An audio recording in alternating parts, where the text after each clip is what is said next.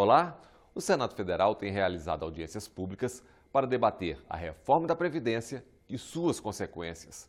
Um desses encontros tratou dos impactos da reforma na economia dos pequenos municípios das regiões Norte e Nordeste. Os benefícios pagos pela Previdência Social são o principal motor da economia em 7 de cada 10 municípios do país. Os segurados rurais têm dificuldade de comprovar 15 anos. Eles apelam para os juizados porque não conseguem os comprovantes. Já tem um monte de prefeito devendo a própria Previdência e olha que ela é nova. Benefícios previdenciários e a inclusão social. O desafio do ajuste fiscal sem a retirada de conquistas históricas. É possível? O debate foi promovido pela Comissão de Desenvolvimento Regional e Turismo. A discussão está começando. Previdência nos municípios é financiada de duas formas: pelos recursos do governo federal, direcionados à Previdência, e pelo Fundo de Participação dos municípios. Esse fundo é composto por 22,5% do que o governo federal arrecada com imposto de renda e imposto sobre produtos industrializados e é distribuído conforme o tamanho do município.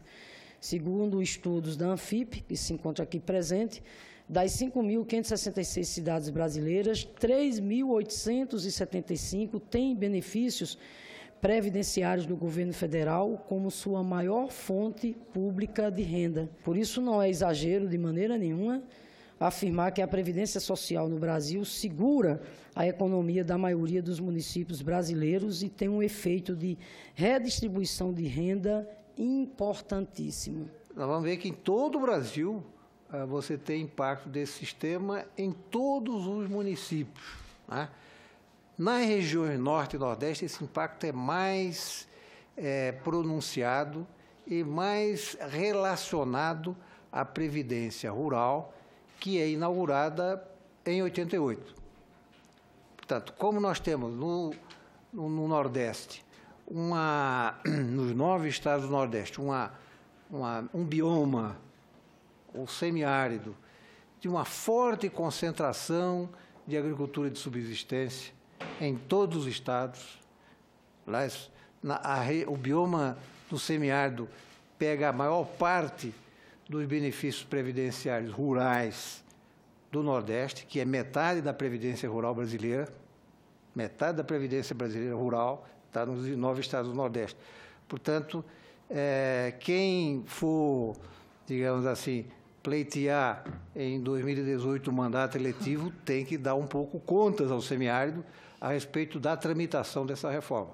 Porque é a partir da Constituição de 88 que o semiárido e a agricultura de subsistência entra no seguro social. Portanto, para esses 9 estados do Nordeste e 7 estados da região Norte, que nós estamos aqui focando, em especial para a zona rural e para os municípios de até 50 mil habitantes, nós temos um efeito de inclusão social significativa. Em 31 de dezembro de 91, quando não haviam ainda entrado em vigor praticamente as regras da Constituição, eram de 4 milhões de benefícios, 4 milhões e 80 mil benefícios herdados do antigo Fundo Rural, percebendo um valor equivalente a $22 por benefício, porque era meio salário mínimo restrito ao cabeça de casal.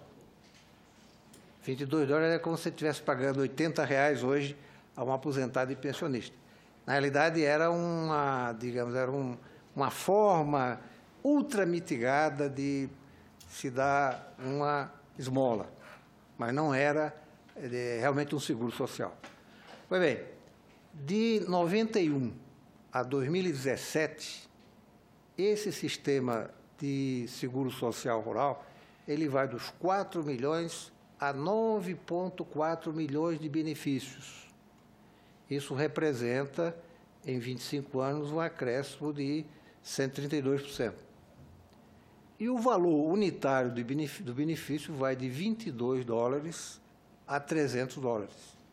Portanto, quando você cumula o efeito físico com o efeito econômico da valorização do salário mínimo e da vinculação ao salário mínimo, que é um critério constitucional, realmente, para essas regiões mais pobres, esses setores ligados à agricultura familiar de subsistência, agricultura dos povos da floresta, etc., isso terá um impacto muito significativo. Aí a Previdência como um todo, com o conjunto do que é arrecadado, do que é pago de benefícios, no âmbito de cada esfera de debate. Então, nós temos lá, no âmbito do INSS, no regime geral,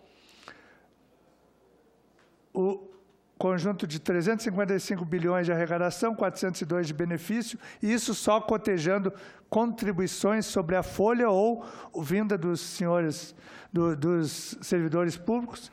Depois nós temos a Previdência Rural, que arrecada 8 bilhões e paga 113 de benefícios, a União Civis, os militares também da União, e aí embaixo nós temos estados e municípios. Num primeiro momento, se percebe que nos regimes próprios do município é uma situação superavitária. Logo adiante, nós vemos o que? Não só números, nós vemos pessoas. Os municípios já empregam, no âmbito dos seus regimes próprios, e pagam benefícios, num total de, entre ativos e inativos, 3 milhões de pessoas. Então, a reforma não mexe só com a economia dos estados, ou com a economia dos municípios, mexe essencialmente com a vida de cada um desses trabalhadores dos municípios. Tem um outro detalhe importante aí, isso tem a ver principalmente com os estados do Norte e do Nordeste, que são estados com baixa arrecadação própria, ou seja, são cidades com receitas próprias muito baixas, com base de arrecadação baixa, com problemas de capacidade de gestão, que fazem com que as receitas dos municípios sejam baixas, altamente dependentes de transferências constitucionais, isso é uma realidade que todos nós conhecemos, e nós sabemos que, com a mudança na Previdência, principalmente desses municípios que têm economia rural, nós vamos ter um contingente muito grande de desempregados e de trabalhadores dependendo da Prefeitura. Então, ela vai ser prejudicada por conta da queda na arrecadação, da queda no comércio, não é? E, ao mesmo tempo, ela vai ser sobrecarregada por conta de ter que atender essas demandas sociais que vão ficar em aberto em razão, não é, que você vai diminuir o número de pessoas que estão recebendo, não é? Muitos vão estar desempregados, porque já atingiram uma idade que não consegue trabalhar mais. O trabalhador rural, a gente sabe de todas as dificuldades, e principalmente no Nordeste, altas temperaturas, situações completamente diferentes de outras regiões do país, e que vão lá atrás da onde? Da Prefeitura, para poder atender. A Confederação Nacional dos Municípios é a favor da reforma, mesmo admitindo que ela pode prejudicar municípios menores. A proposta: reforma sim, mas com políticas públicas de desenvolvimento dessas microeconomias. Primeiramente, a Confederação Nacional de Municípios ela é favorável à reforma da Previdência. Ela entende que a Previdência tem que ser reformada, deixando de maneira bastante clara isso. Na justificativa, na justificação da reforma, existe uma parte em que se fala do bônus demográfico brasileiro que estaria acabando, do envelhecimento da população. Todas essas realidades, a Confederação Nacional de Municípios compreende que elas são intransponíveis, elas existem e, portanto, a reforma da Previdência ela é inadiável realmente. Os municípios brasileiros, essa é a realidade, não tem como negar também, principalmente os pequenos municípios da região norte e nordeste do Brasil, são bastante dependentes dos benefícios previdenciários. Sou de uma cidade do interior, eu lembro que, há muito tempo atrás, a economia funcionava do dia 30 ao dia 5, porque era quando a aposentadoria caía, né? Então, assim, no Rio Grande do Sul, estou falando do interior do Rio Grande do Sul, há mais ou menos uns 20 anos, onde eu lembro que era do dia 30 ao dia 5. Depois o município parava porque não tinha mais economia funcionando. Estou falando da década de 90. A CNM também vê com preocupação a questão do aumento da idade mínima para benefício da prestação continuada e também vê com bastante preocupação também a questão do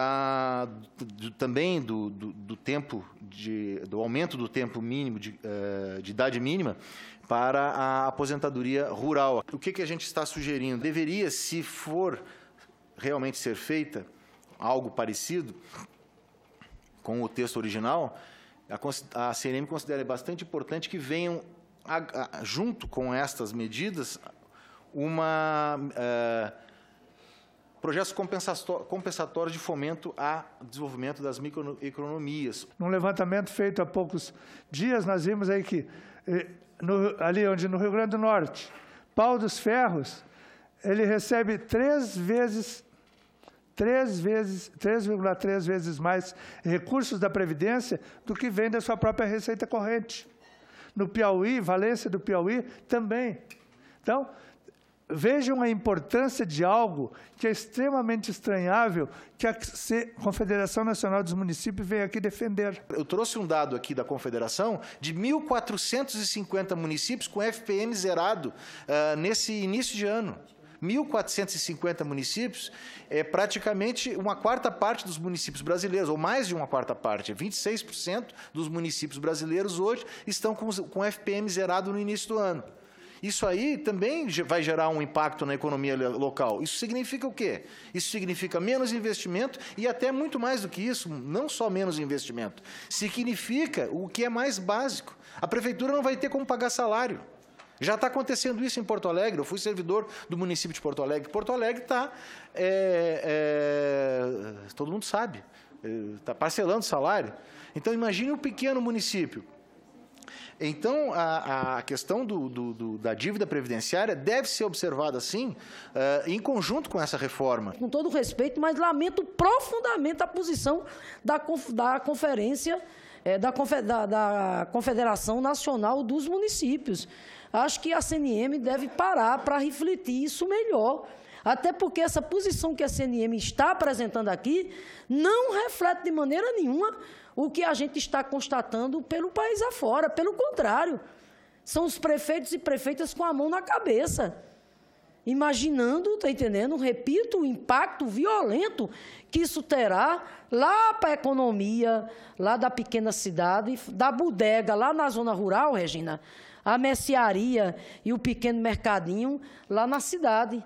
De repente, se a gente tiver que passar por uma catástrofe social como essa, que seria essas regras serem adotadas e você praticamente inviabilizar direitos sociais como o benefício de prestação continuada e como direito à previdência rural, à aposentadoria do trabalhador rural. Idade para se aposentar e o tempo de contribuição, o homem do campo e a reforma da Previdência, os ganhos e as armadilhas, os regimes próprios de Previdência Social. Eu só falei da economia dos municípios de forma muito genérica, eu tenho que ir ao segundo ponto da mesa, que é os efeitos da PEC.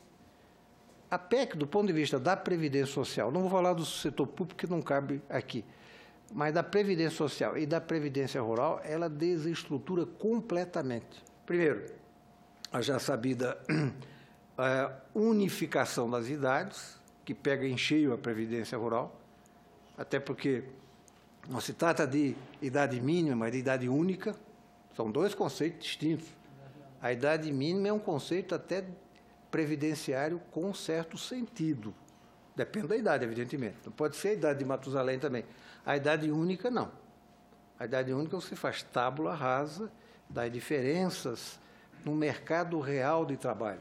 E o mercado é real, não é teórico, né?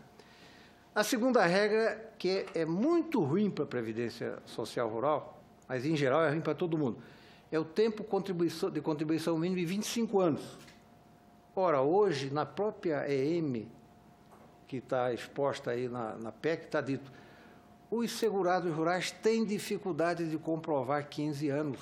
Eles apelam para os juizados porque não conseguem os comprovantes. O homem rural não é homem de guardar documento, não tem nem essa cultura. Agora você amplia para 25 anos, realmente, para tornar inexequível a própria idade única. Mas uma regra específica para o rural, que é fortemente, digamos assim, expulsiva daqueles grupos sociais que eu mencionei inicialmente como incluídos. É a regra da contribuição compulsória, individual, monetária, mensal, de 5% do salário mínimo por indivíduo da família. Imagine no nosso semiárido, há 5, 6 anos com seca, você expelir o segurado da Previdência, porque ele não vai todo mês no Banco do Brasil depositar R$200 para ele, a mulher e 2 filhos, né? Não vai porque não tem. E para os povos da terra, das águas e das florestas, que é o grupo, digamos assim, amplo de arranjo de economia familiar do Norte. Ou seja, gastar 2, 3 dias de canoa ou de barco para se deslocar a uma agência do Banco do Brasil para fazer uma contribuição, além de ser uma contribuição muito cara, muito onerosa, muito distante, isso é outro fator de expulsão do segurado especial da Previdência. Porque a gente fala aqui sobre a economia local, mas é importante também entender, presidente, os municípios brasileiros, especialmente do Norte e do Nordeste, não aderiram, não fizeram a implantação dos regimes próprios de previdência social. Ou se fizeram, mas fizeram muito pouco. Não é significativo, algo em torno de 23%. Aqui, o quadro da adesão ao RPPS. Então, no Norte, são 23,8% dos municípios, no Nordeste, 28,3%, Sudeste sobe para 32%, o Sul é 46% e o Centro-Oeste, 67% de RPPS. No Brasil, ainda é pequeno, 36,4%. Então, o Norte e o Nordeste implantou pouco o RPPS. Aqui, por exemplo, no dado do endividamento, aqui nós estamos entrando já numa outra parte da nossa fala, que é a questão da necessidade que essa reforma tem. Nós estamos perdendo uma grande oportunidade de fazer um refinanciamento dessa dívida. A dívida é praticamente impagável hoje.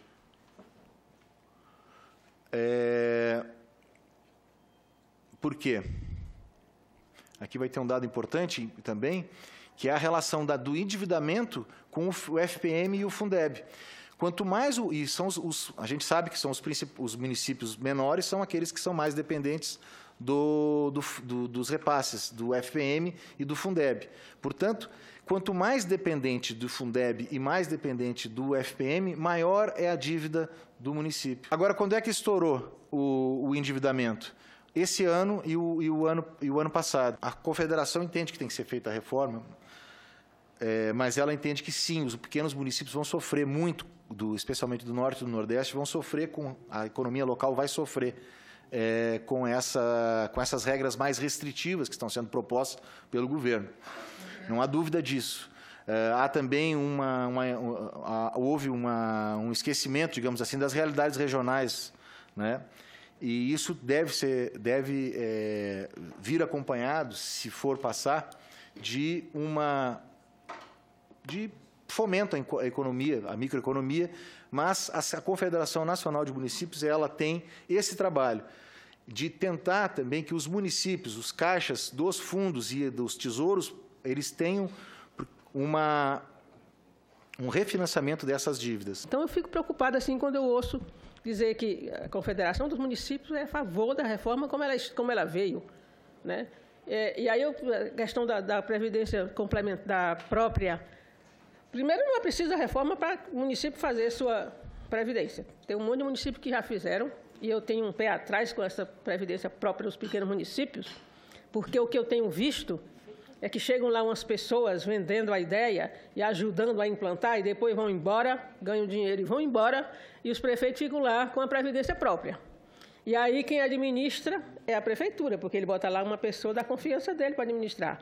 E na hora que ele se aperta, e que a prefeitura está sempre apertada, ele mexe naquele dinheirinho. Tem um monte de prefeito enrolado na justiça já, por conta do uso do dinheiro da Previdência, ou então do não repasse da parte da prefeitura, né? Quando ele não vai buscar mesmo o fundo, ele usa pelo menos aquele que ele tinha que repassar, hoje esse mês não dá, porque tenho que pagar os professores, tenho que pagar os vigias, então esse mês eu não vou repassar, e pensa que no mês seguinte vai repassar e vai acumulando uma dívida com a própria Previdência. Já tem um monte de prefeito devendo a própria Previdência, e olha que ela é nova. E um outro enfoque que foi pouco tratado é o fato de que a reforma abre a possibilidade de que os fundos de previdência complementar nos municípios sejam negociados com o mercado. Isso ninguém lembra. Será que os senhores prefeitos estão tão, digamos assim, ambiciosos de poder negociar no mercado a aposentadoria daqueles que ganham um pouquinho mais acima do teto do INSS? Essa possibilidade é extremamente nefasta, porque senão estamos olhando com desconfiança a FUNPRESP, que é a possibilidade de os fundos municipais aderirem à FUNPRESP. Isso que tem governança regrada, controle de Previc. Imagine se a cada município for se vincular a uma corretora ou a um banco de investimentos para poder colocar lá todo o recurso oriundo daquilo que o servidor que ganha um pouquinho mais carreia para a sua aposentadoria. Então, essa porta aberta que a PEC originalmente traz é muito mais preocupante também. Uma CPI para a Previdência, os números que não batem com a contabilidade oficial. Todos pela reforma. Mas qual reforma? Rio Grande do Norte tem hoje 167 municípios, né? E desses 167 municípios, nós vamos constatar que em 73 os benefícios da Previdência superaram os valores do FPM. Em outros 20 dos 167 municípios, os valores são praticamente equivalentes. Então, o que é que nós queremos aqui discutir, né? Queremos aqui refletir? É que, veja bem, ao dificultar o acesso aos benefícios da Previdência, o governo vai diminuir consideravelmente a quantidade de dinheiro em circulação nos municípios, com graves consequências em termos de prejuízos econômicos e sociais.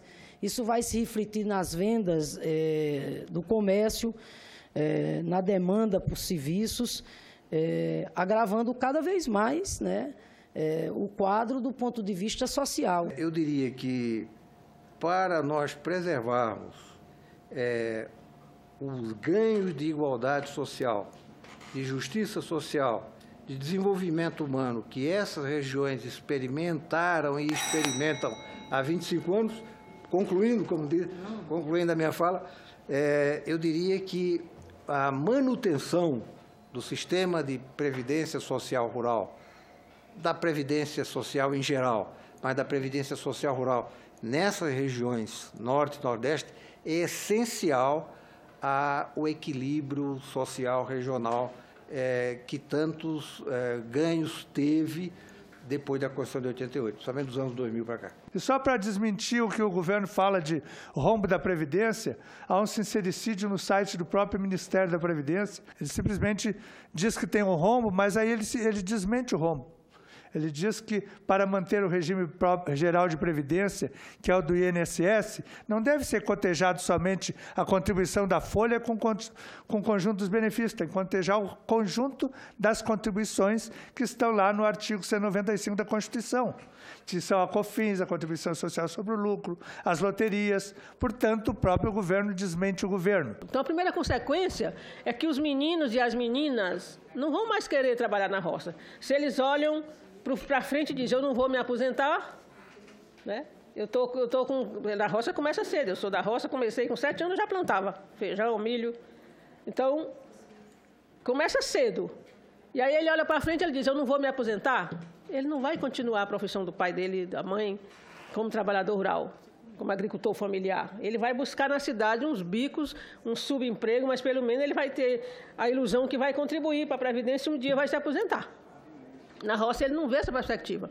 Então, como consequência disso, diminui a produção da agricultura familiar. Tem explicação Bradesco, Itaú, Santander dever à Previdência? Não tem. Com os lucros que tem aí, que publicam aí, todos, estão esperando um benefício. Então, quer dizer, não convence, né, essa história. A reforma como um todo, né, não estou dizendo também, tem ajuste a fazer, inclusive cobrar, inclusive depositar. A primeira coisa que tinha que fazer, vamos primeiro depositar todo o dinheiro que tem que ir para o Caixa da Previdência, aí a gente vê quanto dá, aí a gente vê que reforma precisa, né? Nós temos uma CPI para ser instalada, a gente vai querer exatamente, não é para fazer palanque, não é para... É para a gente estudar a reforma da Previdência, o Caixa da Previdência, para ver se é verdade, quem está com a razão. O nosso objetivo aqui é exatamente alertar para as consequências drásticas que essa reforma trará, né, para a vida dos municípios brasileiros, em especial, claro, nós estamos falando aqui exatamente da vida dos pequenos municípios. Por quê? Porque, como foi colocado aqui, né, os benefícios pagos pela Previdência Social são o principal motor da economia em 7 de cada 10 municípios do país. Ninguém está aqui negando o debate dos ajustes que precisam ser feitos. Agora, o que nós não podemos aceitar de maneira nenhuma é que, de repente, os ajustes sejam feitos, o ajuste fiscal ou qualquer outro, às custas do sacrifício exatamente do povo brasileiro. E o Em Discussão fica por aqui. Você também pode acessar o programa pela internet, senado.leg.br/TV. Participe, mande sua mensagem. Obrigado pela companhia e até o nosso próximo Em Discussão.